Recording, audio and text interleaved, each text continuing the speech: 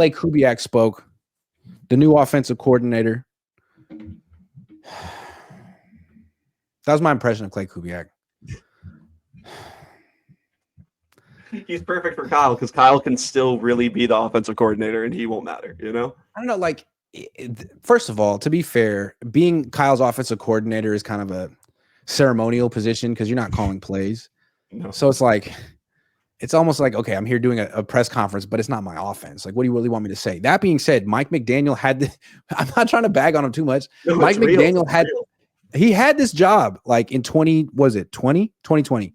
And he was super dynamic. You could tell like, oh, this is a guy who carries himself like this is a guy who sees himself being a head coach one day. And he's not just coming out here because he has to. He's coming out here to introduce himself to the NFL world. And it worked. I didn't get that feeling from Kubiak. He gave more of like a Nick Sorensen feeling, the more like, hey, I'm just sort of happy to be here and I'm earnest and I mean well, and let's see how this goes. Maybe he's really good. But then he'd give answers that was like, oh man, like someone asked him, so what's the plan with Christian McCaffrey? He's like, oh yeah, man, he's healthy, he's doing good. We always want to get him the ball, throw him the ball, hand the ball as much as possible. And they're like, so someone changes the subject, and then like someone else comes back a minute later and like, hey, you mentioned about Christian a minute ago, like all thinking this.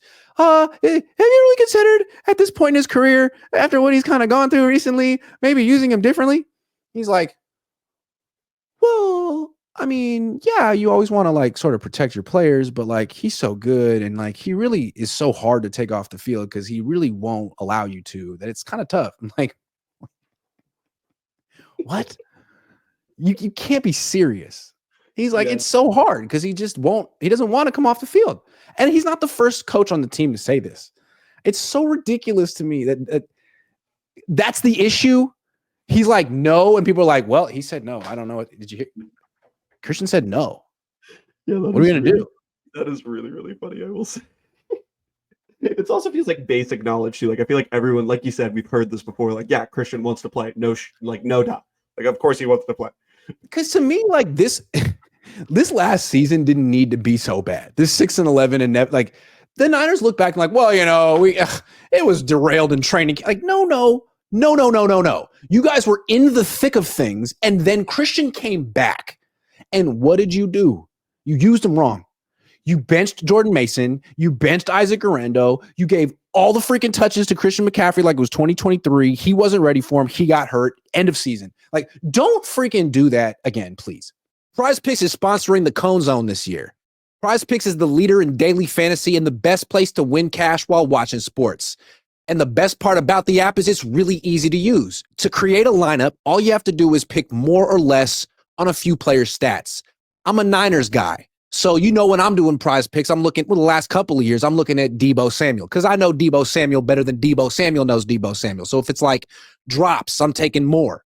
Or if it's like punches thrown towards his long snapper on the sideline during the fourth quarter of a game, the 49ers will go on to win.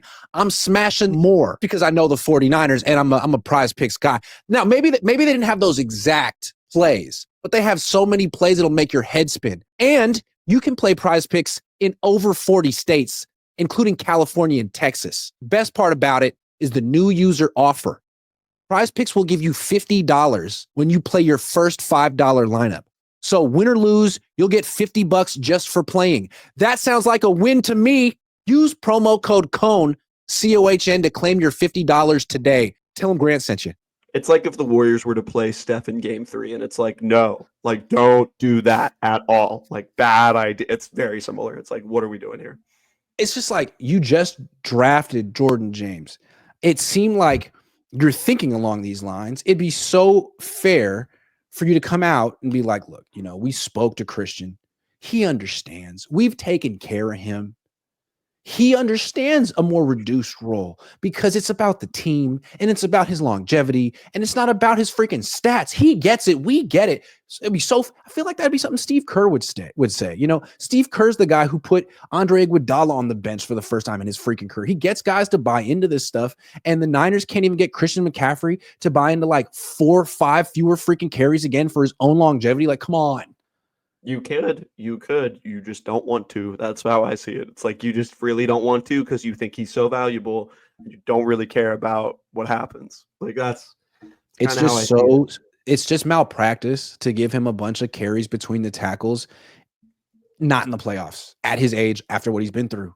I mean, look at how Ben Johnson, who I think is a really good offensive coach, rotated running backs in Detroit.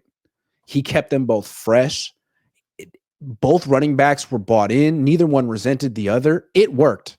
And I felt like you have Jahmyr Gibbs, who's clearly better than David Montgomery, but you don't want to use Jahmyr Gibbs like Christian McCaffrey was used because he'll get freaking hurt. They use him in such a great way where it's like, yeah, he'll get 10 to 12 carries, but most of them are in space outside the tackles and he getting targets. You're not giving the defense a green light to just dogpile that dude between. Like, no, that's what David Montgomery's for. He'll be the bruiser. Yeah. And they could have had that, but they just didn't want to do that. Jordan Mason was the bruiser. He was. And they just traded him. That's what they did. They also asked Klay Kubiak, like, so what do you think of Jacob Cowing? Been working hard. You think he might get a role as in the offense? Say something so and bad. he's like, yeah, if he earns it. But the good thing about Jacob Cowing is he's in good shape. It's like, damn, dude. And it's like, what in the world did he do? And then it was like earlier this week, John Lynch went on Chris Sims' podcast and was like, yeah, it was a crazy story, man. We were trying to trade that pick and we couldn't. And we had like 1:45 left on the clock. And then there was Jacob Cowing and this linebacker. And we didn't really feel like we didn't know who we wanted. So we were like, yo, scouting department, raise your hands. And they didn't know who they wanted either. It was split. It's like, oh man, I feel so bad for Jacob. Just trade him now. Make this your best season yet with nutritious 2-minute meals from Factor. Eating well has never been this easy. Just heat up and enjoy, giving you more time to do what you want. Get outside instead of prepping and cooking indoors. Factor meals arrive fresh and ready to eat, perfect for any active lifestyle. With 45 weekly menu options, you can pick gourmet meals that fit your goals. Choose from Calorie Smart, Protein Plus, Keto, and more. Factor powers your day with satisfying breakfasts, on-the-go lunches, premium dinners, and guilt-free snacks and desserts. It's easy to savor more this spring. Factor meals factor in the flavor with none of the fuss.